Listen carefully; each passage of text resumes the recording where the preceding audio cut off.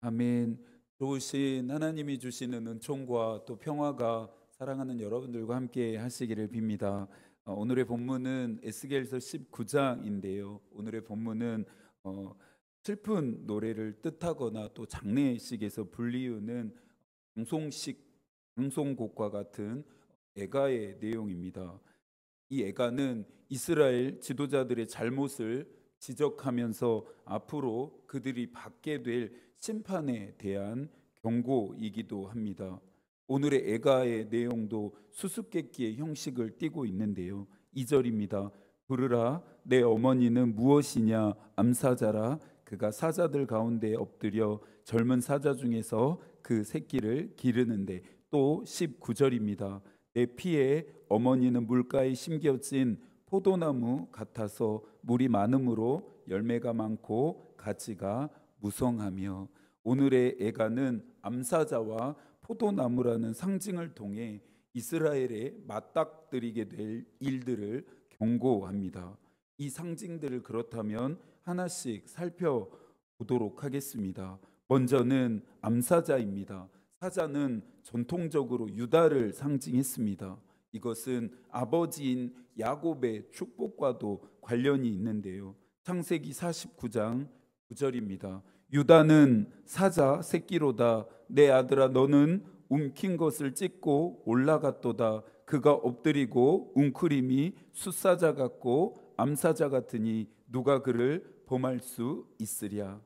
그러므로 2절에서 지칭하고 있는 암사자를 유다로 해석해 볼 수 있습니다. 사자를 생각하면 여러분들 어떤 이미지가 떠오르시나요? 강함, 용맹함 같은 것들입니다. 야곱이 유다를 축복하면서 사자에 비유했던 것은 앞으로 이스라엘을 통치할 강력한 지도자가 유다 지파에서 나오게 될 것이기 때문입니다. 3절부터 9절까지는 총 두 마리의 사자가 나오는데요. 이 사자들은 유다 역사에 존재했던 왕들에 대한 비유이기도 합니다. 첫 번째 사자는 요시야의 셋째 아들인 여호 아하스입니다. 그는 왕위에 오른 지 석 달 만에 애굽의 바로였던 느고에게 포로로 끌려갑니다. 한 나라의 왕이 포로로 끌려갔음을 보면서 그가 강력한 지도자가 아니었을 거라 생각해서는 안 됩니다.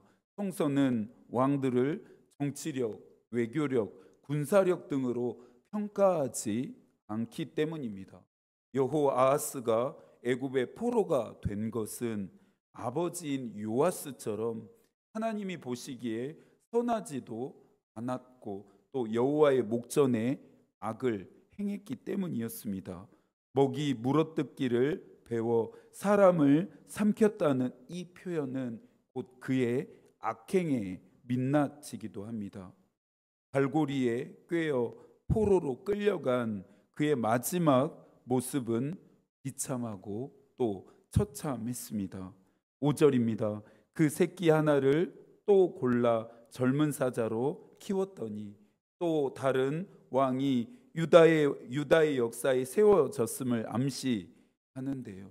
여기서 말하는 젊은 사자는 유다를 멸망하게 했던 유다의 마지막 왕인 시드기야로 보는 견해가 많습니다. 지도자 한 사람이 나라 전체에 어떠한 영향까지 미칠 수 있는지를 우리는 지금도 경험하고 있습니다. 하나님의 목전에 악을 행하고 하나님을 경외하지 않은 유다가 멸망하고 황폐해진 것은 당연한 결과입니다. 시드기야의 최후는 어땠습니까? 역시 여호아하스처럼 갈고리에 꿰어져서 바벨론의 포로로 끌려갑니다. 마귀는 어떻게 해서든지 그리스도인들을 멸망하게 하려 합니다.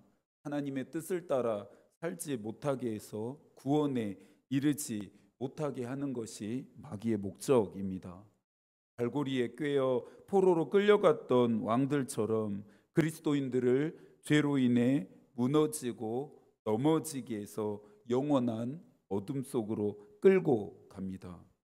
루터는 그가 작곡했던 찬송가 585장 내 주는 강한 성이요에서 3절의 가사로 노래합니다. 이 땅에 막이 들끓어 우리를 삼키려 하나 겁내지 말고 섰거라 진리로 이기리로다. 친척과 재물과 명예와 생명을 다 빼앗긴데도 진리는 살아서 그 나라 영원하리라. 그리스도인들은 패배하는 삶이 아닌 예수 그리스도의 승리를 누리며 살아가야 합니다. 나는 패배했지만 예수께서는 승리하셨습니다.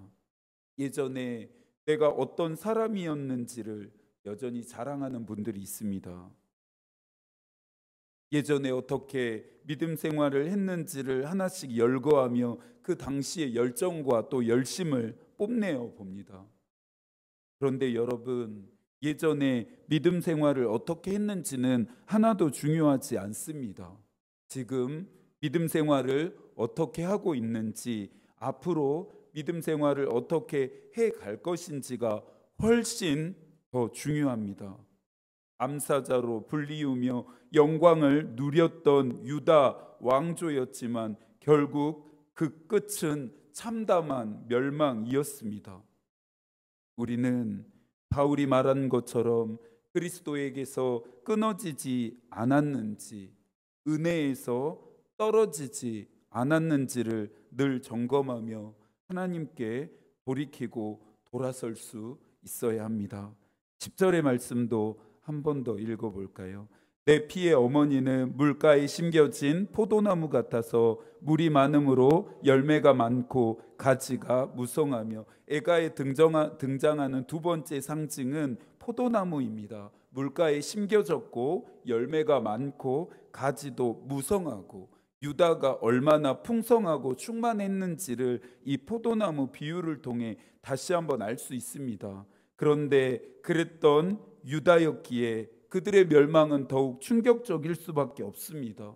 포도나무는 뽑혀서 땅에 던짐을 당하고 열매들은 동풍을 맞아 마르게 되고 모든 것들이 황폐해졌습니다. 이런 일들은 왜 일어났습니까? 모두 유다의 죄악 때문이었습니다. 그들이 하나님께 돌이키고 돌아서기만 했다면, 자신들의 죄악을 끌어안고 철저하게 회개했다면 닥치지 않았을 일이었고 얼마든지 피할 수 있는 일들이었습니다. 14절입니다. 불이 그 가지 중 하나에서부터 나와 그 열매를 태우니 권세 잡은 자의 규가 될 만한 강한 가지가 없도다 하라. 이것이 애가라. 후에도 애가가 되리라.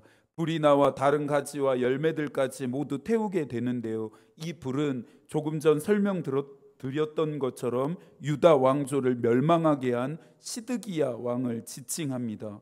이것이 애가라. 후에도 애가가 되리라.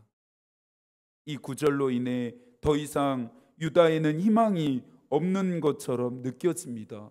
하나님께서 돌아서지 않는 그들에게서 이제는 하나님이 완전히 돌아서신 것처럼 느껴집니다.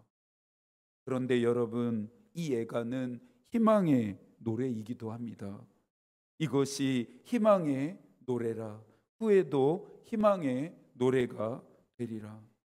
그들을 향한 하나님의 계획은 완전한 파멸이 아닌 회복이기에 애가를 통해 회개를 촉구합니다.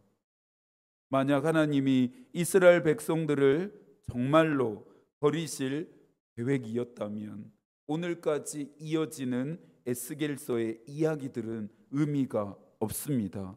어떻게 해서든지 심판하시려는 것이 아니라 어떻게 해서든지 구원하고 싶은 것이 진짜 하나님의 의도입니다. 에베소서 1장 11절입니다. 모든 일을 그의 뜻의 결정대로 일하시는 이의 계획을 따라 우리가 예정을 입어 그의 안에서 기업이 되었으니. 믿음은 절망 가운데서 하나님의 능력을 발견하게 하는 능력입니다. 물론 우리의 인생에서 일어나는 모든 일을 하나님이 행하신 것이다 말하고 단언할 수는 없습니다. 그러나 모든 일들 앞에서 나를 향하신 하나님의 계획하심을 발견하려고 애쓰며 기도한다면 우리는 절망 속에서 길을 잃지 않을 수도 있습니다. 하나님의 계획하심과 만나려면 결코 하나님보다 앞서 걸어서는 안 됩니다. 우리가 쉽사리 절망이라는 덫에 걸리는 것도 바로 이런 실수 때문입니다. 이번 사경회 때 사도행전을 살펴보면서 복음이 전파되는 일은 전적으로 성령의 역사였고 성령께서 모든 증인, 상황, 사건들을 주도적으로 이끌어 가셨음을 우리는 확인했습니다. 또한 복음이 전해지게 했던 모든 사건들이 하나같이 성령께서 정교하게 계획하셨던 일이었음에 다시 한번 놀라게 되었습니다. 아브라함의 하나님, 야곱의 하나님, 이삭의 하나님, 살아계신 하나님은 나와 나의 하나님, 우리의 하나님도 되십니다. 그 말은 나의 인생에도 우리의 인생에도 사도행전에 나타났던 성령의 역사가 나타나게 하신다는 말입니다. 에스겔서는 우리를 하나님께 더 가까이 나아가게 하고 우리가 어떤 삶을 살아야 하는지를 도전합니다. 믿는 대로 살지 않으면 사는 대로 믿게 되어 있습니다. 그리스도인이 주의해야 할 것은 믿고 싶은 대로 믿는 것입니다. 믿고 싶은 대로 믿는 것이 아니라 말씀대로 믿는 것입니다. 그러니 언제나 말씀을 가까이 하고 베레아 사람들처럼 늘 그 말씀을 상고할 수 있어야 합니다. 날씨는 여전히 무덥지만 결실의 계절이 되었습니다. 하나님을 기쁘시게 할 만한 믿음의 열매들이 여러분들의 삶에 결실되어지기를 소망합니다. 남은 한 주도 하나님이 여러분과 함께 하시기를 기도하겠습니다. 내일 아침 기도회는 월삭 아침 기도회로 진행됩니다. 새롭게 허락하신 9월 한 달을 기도로 시작하실 수 있기를 바랍니다. 하나님의 마음이 우리의 기도가 되고 하나님의 뜻이 우리의 길이 되기를 빕니다. 아멘.